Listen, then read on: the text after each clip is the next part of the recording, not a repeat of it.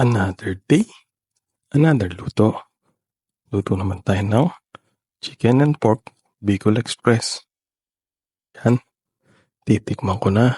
Abe ko, yan nga mana po. Tuloy na natin. Yan, bali nagpainit lang ako ng pan. Nilagyan ko ng mantika. Una ko pala yung baboy, pipirituin ko muna. Kapag okay na yung baboy, susunod ko yung manok. Tapos lagyan na natin yung sibuyas, luya, bawang. Chinaper ko pala yan. Kaya naging pino. Kung nandito ka lang, grabe, napakabango niyan. Tapos, lagyan na yung sili. Isang kutsarang bagong alamang. Tapos, konting tubig. Papakulungan ko muna bago ko lalagay yung gata.